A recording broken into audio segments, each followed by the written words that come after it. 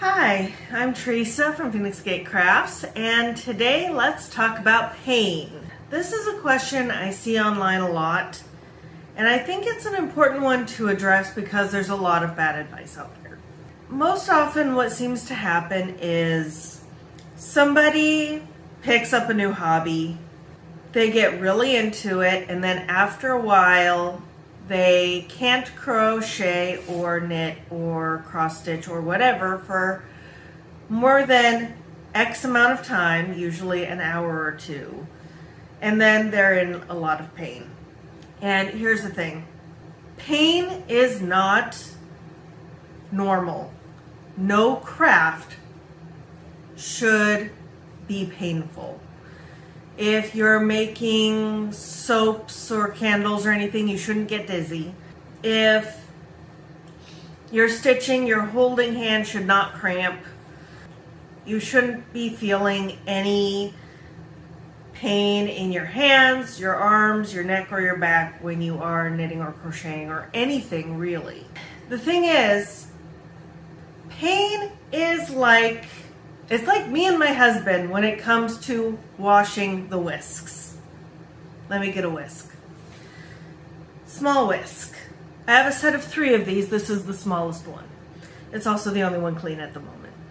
The first time my husband put it in the dishwasher in the silverware thing this way, it filled with water, and I discovered that it was filled with water because it's stored this way, was when I turned it this way when I was going to make pancakes and a bunch of water dribbled out into the pancake mix. Now, I happen to know that the water that will collect inside something is usually a combination of soapy water, dirty water, and rinse water with rinse aid, none of which we want in the food. So I freaked out, started a new batch, got a different whisk that doesn't have a handle like this. And not a big deal. I mentioned it to my husband, who is the one who does the dishes. And I said, hey, these need to go upside down so that nothing collects in the handle. He said, okay, which does not mean he heard anything. Next time, same damn thing happened. I said the same thing. Hey, hun, water dribbled out into the pancake mix or whatever it was I was making. It's disgusting. These need to go whisk side down. Maybe I hadn't been clear the first time. He said, okay. Theoretically, he was listening. It wasn't until the 3rd time it happened. I'd had a rough day. My OCD issues were acting up. And I threw a fit. I yelled at him. I tossed the batter in the trash, which, by the way, neither of us actually like, but it made a point this time because I couldn't use it. And quite frankly, the chemicals that are in the wash are not something you want in a compost, just to be clear.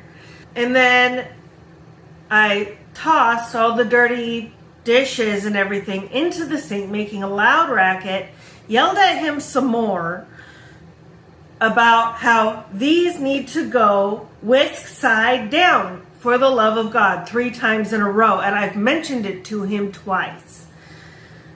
And this time it finally stuck. Me having a fit is just like when your body is giving you pain. You have ignored the previous polite suggestions that your body's telling you to stop, and you haven't stopped. Usually because you're having so much fun. But here's the thing, there are warning signs your body tells you when you need to stop stitching. Let's go over some of them. Let's go over the warning signs and then what happens when you don't listen. So first of all, let's start with fingertips. If you find that there is one spot on a finger or a piece of your hand or something that feels warm and a little bit tender to the touch, and you realize it happens every time you do a stitch or something, that's a sign to stop, at least for an hour, because you are developing a blister there. And if you keep going past the point where it's red, first it'll puff up because it'll become a water blister, and then that blister will break, or you might skip that stage and a layer of skin will come off. Therefore, you have a blister. If you keep going on that blister, you will get a blood blister because you will wear off that very new, fresh layer of skin, and you will just have a wound. Don't do that. When it starts to feel warm and tender, that's a sign to take a break. Your skin will heal itself, and then when you start working again, you're probably going to do the same thing in the same spot. If you go until it feels a little tender and a little warm, and then stop, and if you keep doing that, one, you'll notice that you can stitch longer and longer, and two, eventually you will develop what's called a callus. A callus is a thick layer of skin. It's actually several layers of skin because of the way skin works, where the inside layer is actually the alive, healthy layer, and it replicates until you have all the layers of skin, and then they die, and then they flake off, and we get dust. That's what most dust is. And different areas of your hands, your face, different areas of your body have different thicknesses of skin that are natural. Your hands, especially on the finger pads, tend to be thicker skin. Like you can even tell if you touch the palm of your hand compared to the back of your hand, which is usually much more delicate. That is why when you're in a house with smoke and you're trying to get out, you're crawling on the floor, you're supposed to test a door or a doorknob with the back of your hand. It's more sensitive, and you don't need it to actually grab things. But you can still wind up with extra thick pieces of skin, little sections of skin, which are calluses, and calluses are good. They are protective. That way you don't need any finger condoms or kisses. In Peter Pan, Wendy gives him a thimble and she calls it a kiss. You don't need thimbles. You don't need any of that if you build up the tolerance. The thing is, to build up the tolerance, you can't actually let the blister happen. You have to stop before that. Allow the healing and then continue on.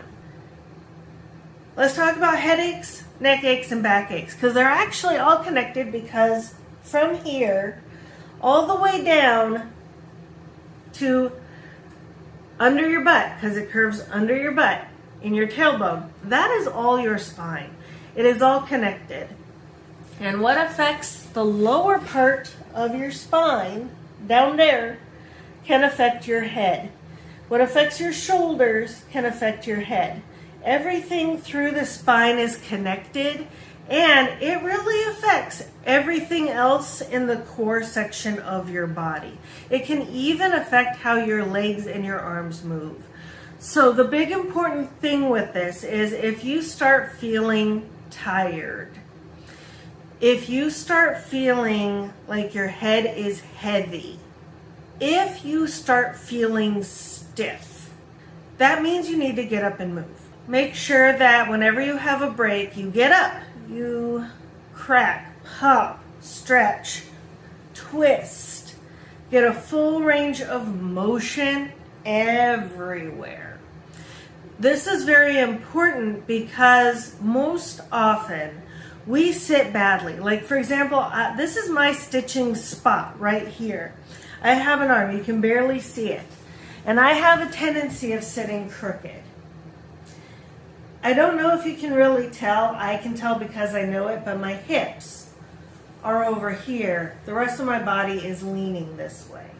And this is actually putting stress on my back and my lower back because it's forcing it to curve. And all of my weight is on this corner of my hip. And this is natural and comfortable for me for like an hour. After that, I noticed that the lower back on my right has this horrible knot. And what I have to remember is to sit up. Now, you don't have to have perfect posture, but having something that's not quite obviously tilted is a good idea. You know, sitting on both halves of your butt evenly is very important. Another thing is making sure that you're not hunching down. And what this is our arms want to be down here in our laps. Not only are we trained this, where we sit as children Indian style or crisscross applesauce, which is the less offensive way of saying that. And then we're supposed to put our hands in our laps. And then when we get older, we sit properly at our desks with our hands on our desks. And we just have this natural tendency of not wanting to do anything up here because our arms get tired, right? But this is also very uncomfortable, and this puts a strain on our mid-backs instead of just our heads. If we do this for a long period of time, we can actually develop headaches, especially, and it's really weird, in the sides of our head and the back.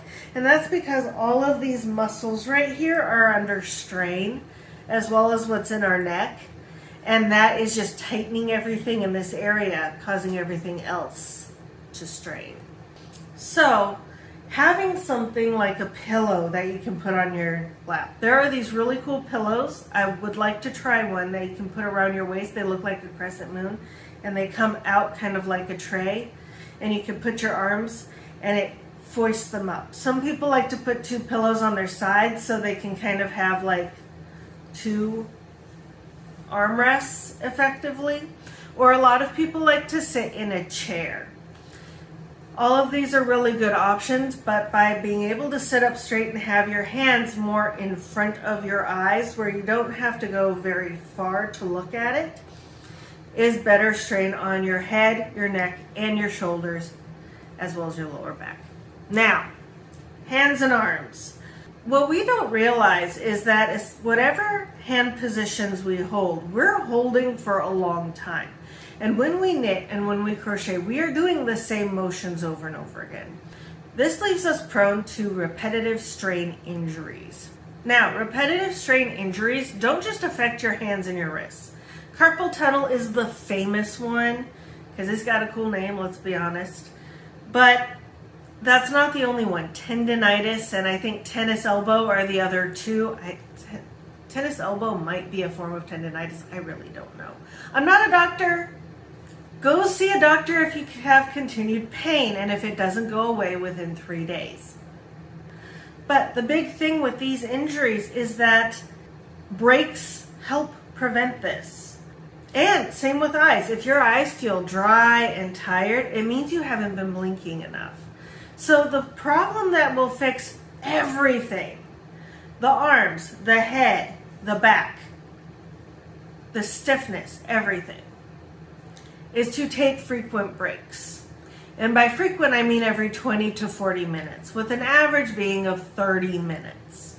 And I say this because there is what's called a 20-20-20 rule.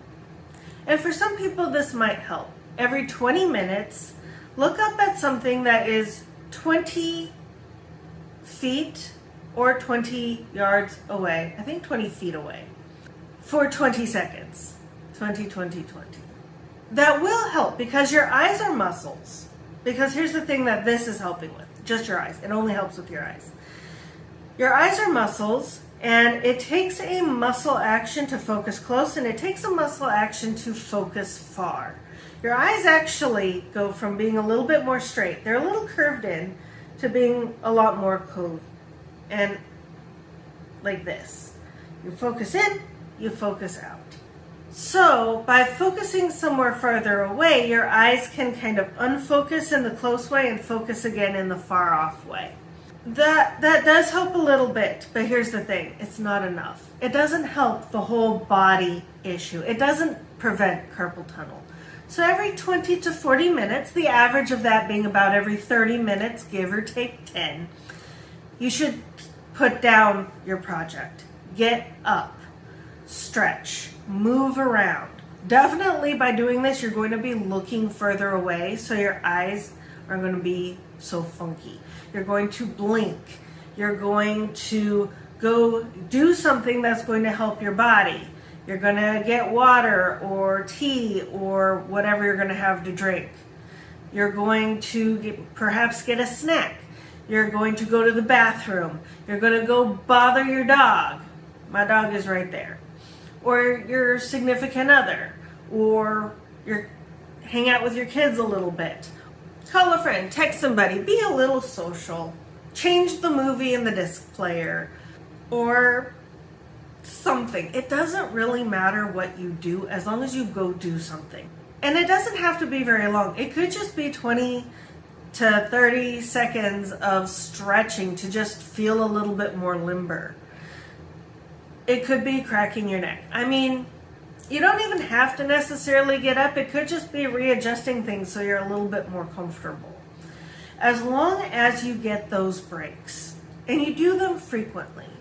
And also, here's the thing, by getting up every 30 minutes or so and you're getting some steps and you're getting some mobility, this is actually really good, because if you do have a very sedentary life, there are health risks involved in that in the long term. One big concern is blood clots, but this usually comes from people who can't move, but you can't, if you're already prone to blood clots, making sure to get up and move is something that will help prevent them from forming. Not to mention just the cardiovascular benefits of moving around and the relationship benefits of going and bothering your significant other. Because I'm willing to bet that if you go and give them a kiss on the head while they're working on their video game or whatever, they're probably going to be like, oh, hi. Now, what do you do if you do feel pain? The big thing is if you do feel pain, stop. Your body is yelling at you the same way I throw fits at my husband when he hasn't listened. Because sometimes that's the only way to get through to somebody.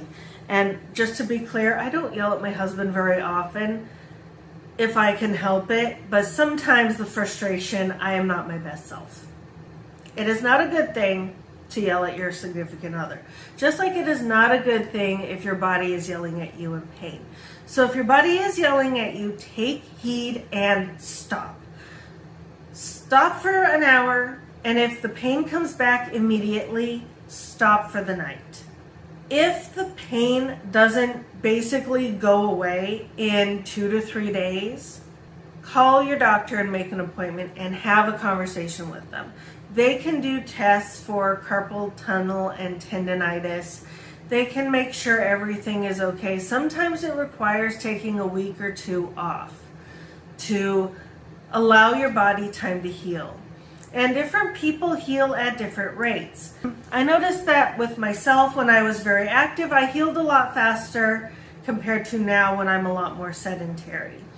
Make sure you give your body that time. This is why in my mental health video, I said it's very important that for mental health, you don't just have one tool in your toolbox. It's totally okay to use a different coping mechanism, such as reading or some physical exercise or something else while your body is healing, because your body actually probably needs different muscles to be used to give those muscles a break that are in pain. After that, if you're still feeling pain, talk to your doctor. There may be a surgery in your future. Some conditions of pain are chronic, like I was going to call it Alzheimer's, but that ain't it. That's a different issue entirely. Arthritis. There we go. There are some things like compression gloves that can help. And some people like gloves that have wires and stuff in them, like copper and whatnot. I don't know what they all do. I don't have this problem. This is not from my experience, but sometimes those kinds of things can help. I do know that with a lot of chronic pain issues, keeping in motion really helps. Also, realizing what your limits are, because if you do have arthritis, some forms of stitching and hand positions can make it worse. So definitely talk with your doctor about your chronic condition and find out what recommended limits are. And maybe see if there's some kind of physical therapy or something that can help because a lot of physical therapists can tell you like better ways of doing things that won't hurt you as much. And when you look for a physical therapist, one thing to ask is, do you craft or are you familiar with crafting in your practice? Because if there's somebody who is very jockish and doesn't understand the ins and outs of, say, knitting and crochet, they might not be a good fit for you and what you need because they don't actually have that experience. And even if they don't necessarily craft, as long as they have the experience with people who craft and have that knowledge, I personally think that works just as well. For example, I don't have ADHD, but I'm really good at handling my students who have ADHD. I hope this helps you out. I hope you don't feel any pain. And if you do, please take care of yourself. And if you can, happy crafting. Bye.